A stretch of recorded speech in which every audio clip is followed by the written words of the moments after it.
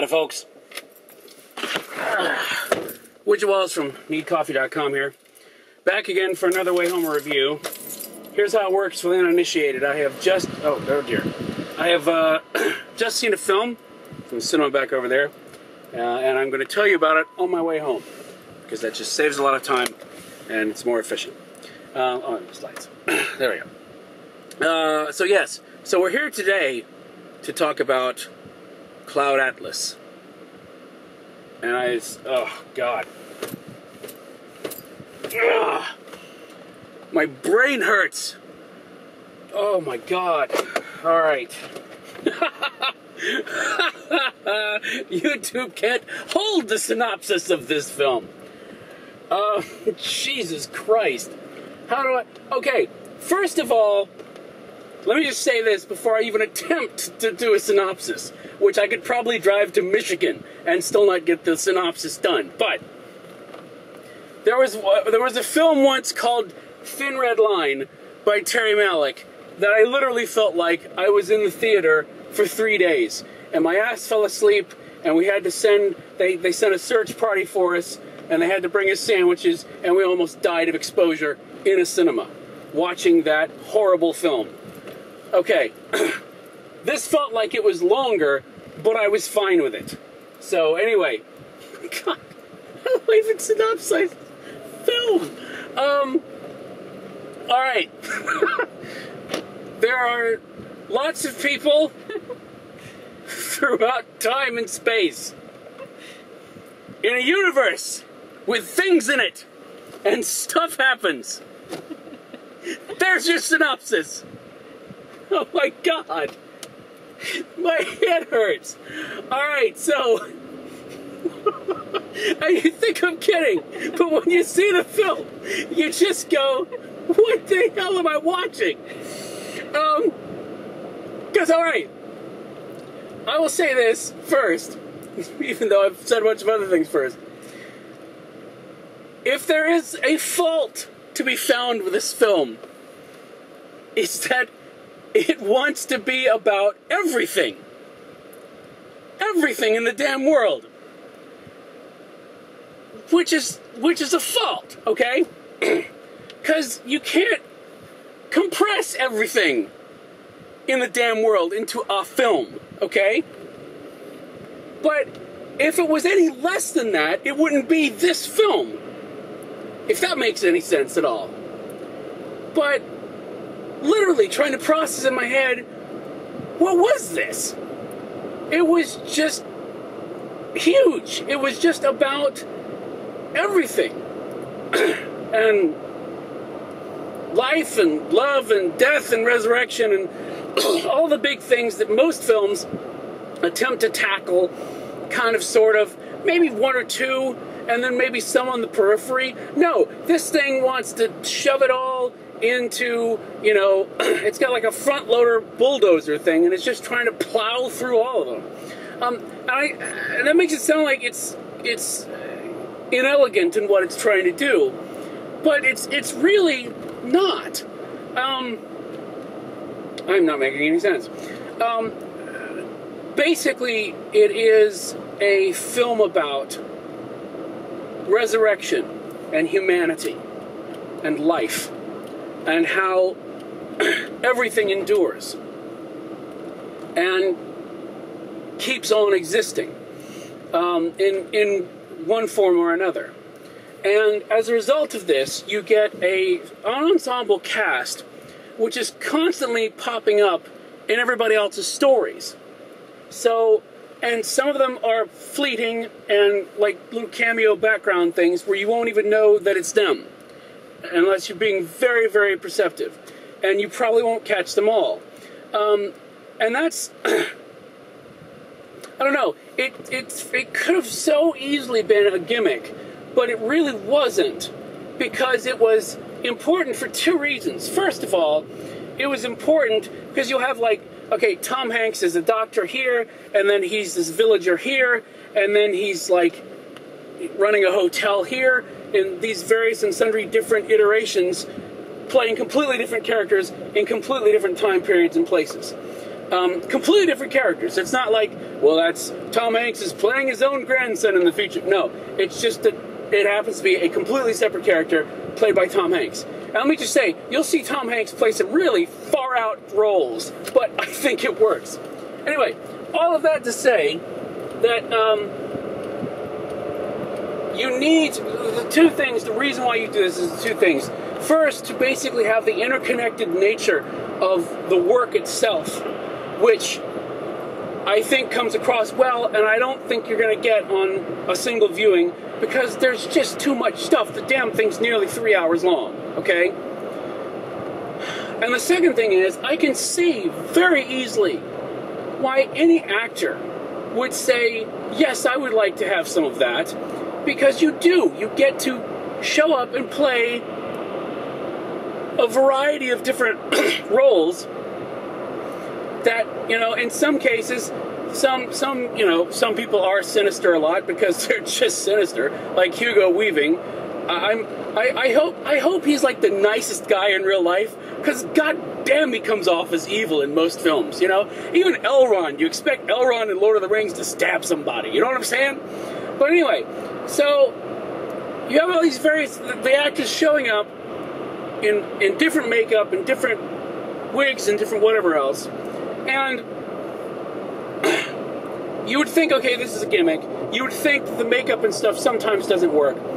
But the moment that it clicked for me early in the film that this was all happening, and I was seeing this, was to watch Hugh Grant as some crazed warrior basically licking human blood off of a sword. And I completely bought it. I mean, so I had that weird dichotomy in my head of, that's the guy from Four Weddings at a Funeral, and I totally just believed that he did that.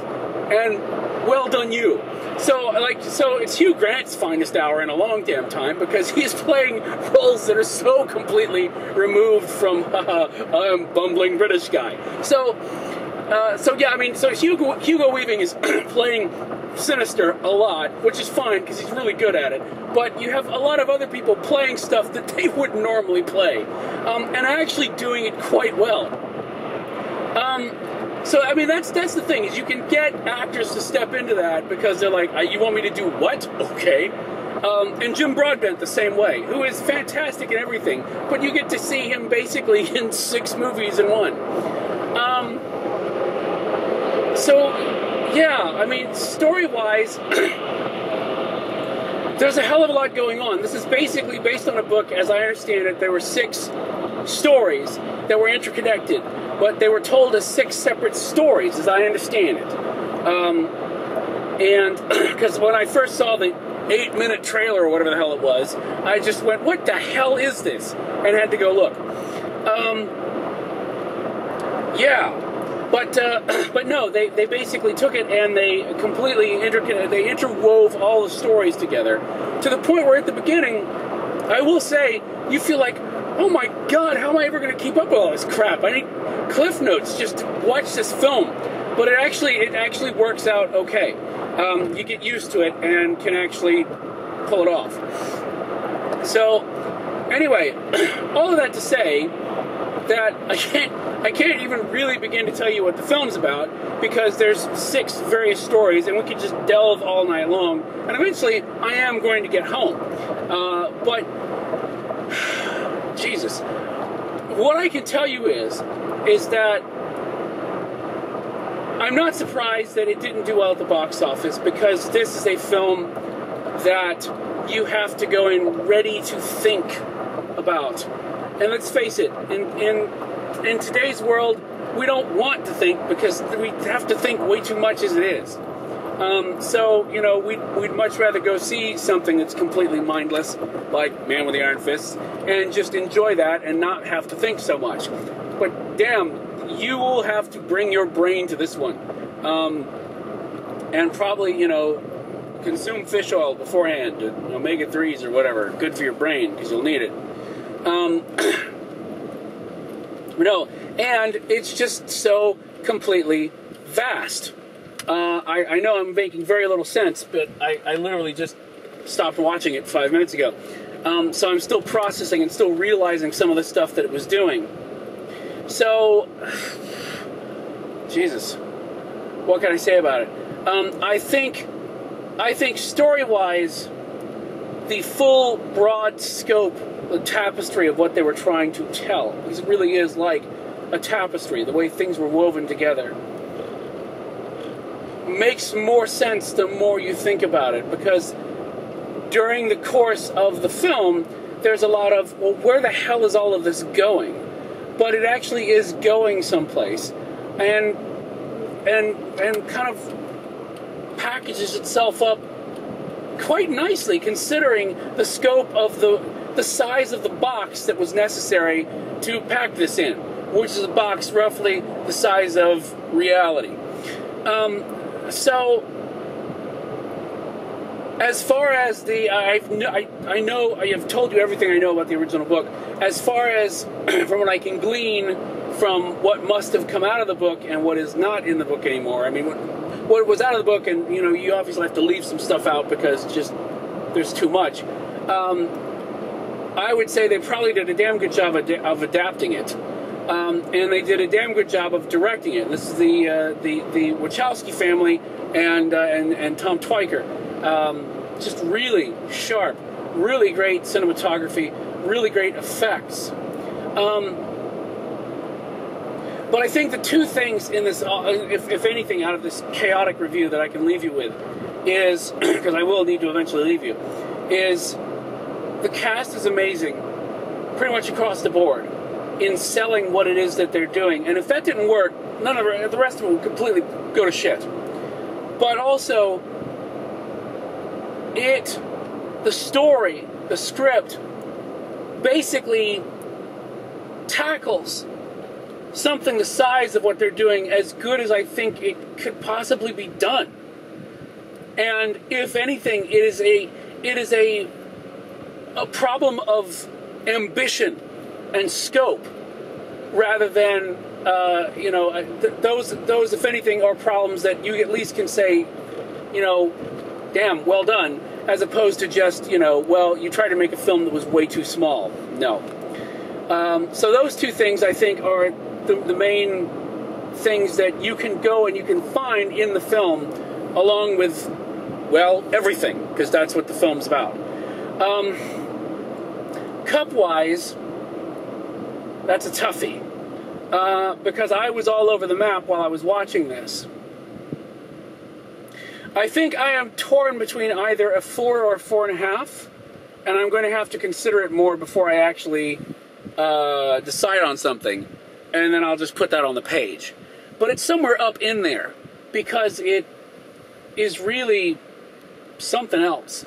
And I will tell you, if you see this, whether you see it at home or on the big screen, it's worth seeing on the big screen, I would say, simply because the visuals are amazing, and there's just something about sitting with a bunch of other people and experiencing the same thing and realizing that everyone in the theater is going, what the hell are we watching? All at once. You will probably not see a film of this scope, and it probably isn't one this year. I can't think of one offhand, because most things like this are at least like miniseries or something like that. So it will be an experience, and it is worth doing. God, that didn't even make any sense at all. That's about the best I can do with this. I am going to be chewing on this film for a long damn time. And I will say to Warner Brothers, the Wachowskis, and Mr. Twyker, because I know they all watch these, you better have a damn good Blu-ray for this, or I'm going to be pissed, okay? Seriously. So, there you go. God knows, I feel like I've been talking for the length of the film at this point, so I will close very quickly and say thanks for watching this.